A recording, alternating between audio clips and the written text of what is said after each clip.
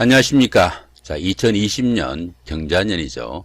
닭띠 분들의 한 해 동안의 나이별 운세가 어떻게 되는지 살펴보기로 합니다.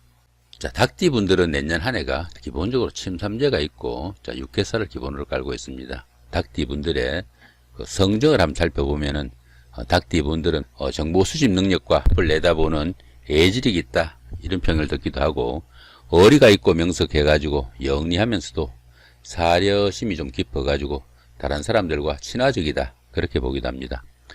보편적으로 모험심도 강하고 창조하는 정신이 뛰어나 자신의 꿈에 대해서는 참으로 성실하다, 이렇게 보기도 합니다.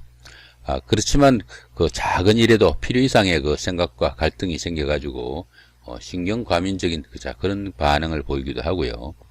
사려 깊지 못하고 욕심이 좀 지나치다, 이런 평을 듣기도 합니다. 자, 그런 부분은 조금 신경을 쓰시면 좋지 않을까 싶기도 합니다. 도전적이거나 호탕한 면도 있고, 또 도화살 기운이 강해가지고 이성 문제에 좀 유의를 해야 되는 그런 기운도 있다 보기도 합니다. 닭띠 분들의 사주적 특성을 한번 살펴보면은, 닭띠 분들은 이제 이 유자죠. 계절로는 음력 8월을 나타내고, 시간상으로는 오후 5시부터 7시까지가 유시다, 이렇게 보시면 됩니다.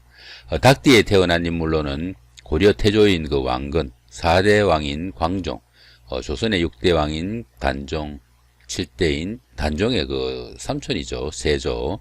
그 다음에 생육신의 한 사람인 신숙주, 태계 이황, 권율, 자, 이런 분들이 모두 닭띠에 태어나신 분들이라고 합니다.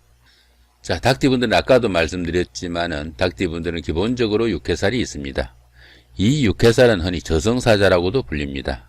사람이 감당하기 좀 힘든, 큰 힘이 동작하는 그런 시기로 봅니다.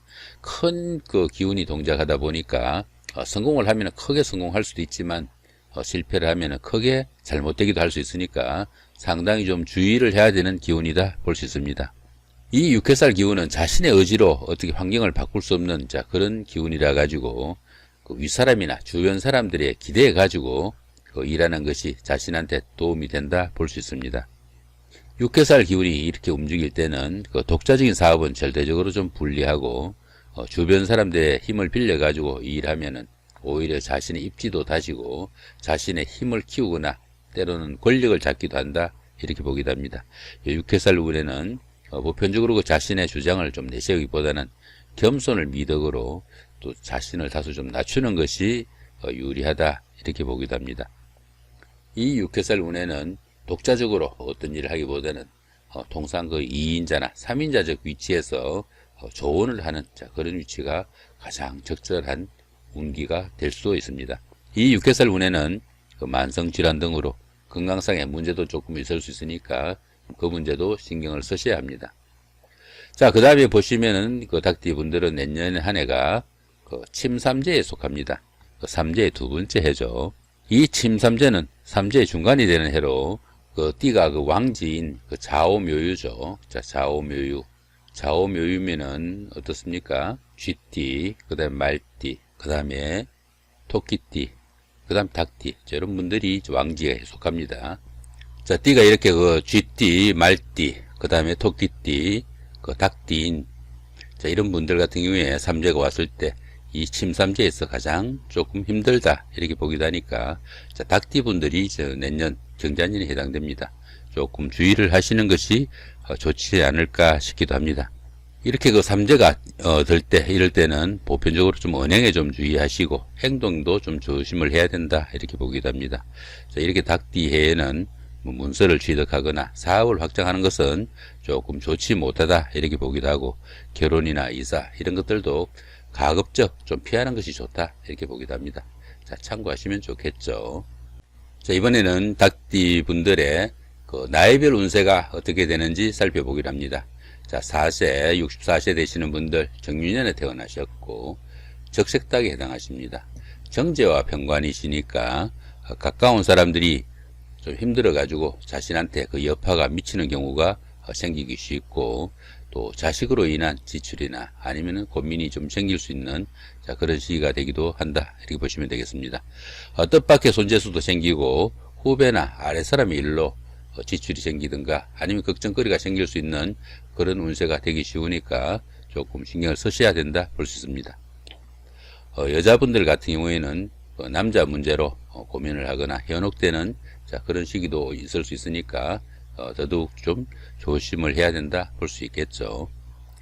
자, 12운성으로는 절지에 해당합니다. 이 절지 같은 경우에는 열심히 노력해도 성과가 잘 나타나지 않고 또 주변의 이웃들과 소통도 잘 되지 않는 그런 기운이 되기 쉽습니다. 새로운 일이나 시작을 위한 철저한 준비가 좀 필요한 그런 시기다 보기도 하고요.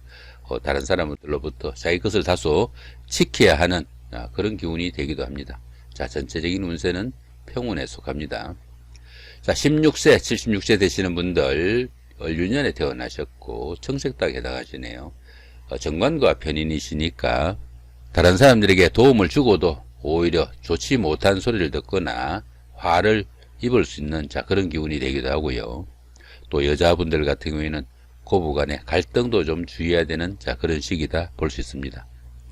직장 문제도 보편적으로 좀 부침도 많이 생기고 사람으로 인해 가지고 문제를 일으키거나 또 화를 당하기 쉬운 그런 기운도 됩니다. 열심히 일해보지만 노력에 비해서 얻는 것이 좀 적은 경우가 되니까 이런 해에는 다소 좀 수성의 기분으로 일 처리를 하는 것이 유리하지 않을까 싶기도 합니다. 자, 천간은 합의됩니다. 보시면 어떻습니까? 이렇게 을하고 이렇게 경하고 합의되죠, 그죠? 이렇게 합의되면 정신적으로 좀 안정도 되고 하지만은 다소간의 이성으로부터 꼬임이나 유혹도 있을 수 있는 그런 기운도 된다 볼 수 있습니다. 자, 12운성으로는 병지에 속합니다.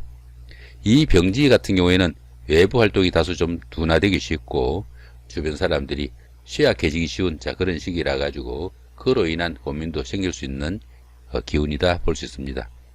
사업이나 일에서는 다소 침체기가 깊어지고 사업의 운기도 조금씩 약해지는 그런 시기다 볼 수 있겠죠. 자, 이런 병지에서는 어떻습니까?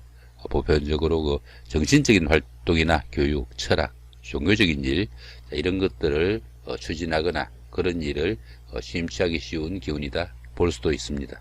자, 전체적인 운세는 대기란 운세로 나타나 있네요. 자, 이번에는 28세, 88세 되시는 분들 계윤년에 태어나셨고 흑색닭에 해당하십니다. 정인과 비견이시니까 모든 일이 순조롭게 잘 풀려나가는 그런 기운입니다. 하지만 형제자매나 식구 간에 어려움이 따르는 그런 문제가 있는 분들이 있을 수 있으니까 그 부분은 조금 신경을 쓰셔야 된다 볼 수 있겠죠. 그러다 보니까 형제자매나 친구 이렇게 가까운 사람들하고 동업을 하게 되면은 서로 간에 도움을 줄 수 있어 가지고 어느 정도 어려움도 타게 되고 또 성공적이거나 발전적인 결과가 나타나기도 합니다. 보편적으로 이렇게 정인과 비견이 함께 동조할 때는 일은 많지만은 생각보다 결실은 그렇게 녹록지 않다 볼 수도 있습니다. 자, 12운성으로는 걸록지네요. 이 걸록지에서는 정신적으로나 육체적으로 완숙한 그런 시기다 보기도 합니다. 사업이나 직업적인 면에서 안정기가 다가오는 그런 시기라 가지고 경제적으로 풍요롭고 또 생활에서도 여유가 생기는 그런 시기가 되기도 합니다. 하지만 자기 의지로 일을 추진할 수 있는 시기이긴 하지만은 너무 무리하게 되면은 내실은 없고 화를 키우는 경우도 생기니까 조금 겸손할 필요가 있다 싶기도 합니다. 자, 이렇게 비견이 걸록지에 속하게 되면은 형제가 사회적으로부터 좀 돋보이는 일을 할 수 있다 이렇게 보기도 합니다. 전체적인 운세는 기란 운세로 나와 있습니다. 자, 40세, 100세 되시는 분들 신유년에 태어나셨고 백색닭에 해당하십니다. 급제와 식신이시니까 직장인은 성진이나 성급 등의 좋은 기운이 찾아오는 시기다 보기도 합니다. 금전운이나 재물운이나 다소 어렵기도 하지만은 뜻밖의 사건이나 일로 인해 가지고 자신의 어려움이 쉽게 풀려나가는 그런 행운이 오기도 하는 시기다 보기도 합니다. 여성분들의 경우에는 결혼이나 데이트 상대자가 생길 수도 있는 좋은 한 해가 될 수도 있다 보기도 합니다. 자, 12운성으로는 장생지네요. 이 장생지에서는 새로운 사업이나 새로운 일을 시작할 수 있는 좋은 기운이다 보기도 합니다. 이 장생지에서는 보편적으로 성격도 쾌활하고 밝은 그런 면모가 강하고 또 사명감도 있고 믿음직한 기운이 샘솟는 그런 시기다 보게 됩니다. 자, 이렇게 식신이 그 장생지에 속하면은 의식주의 걱정이 해결이 되고 또 집안에서도 또 갖가지 발전적이고 화목한 그런 기운이 크게 샘솟는 시기다 볼 수도 있습니다. 자, 전체적인 운세는 대기란 운세로 나와 있네요.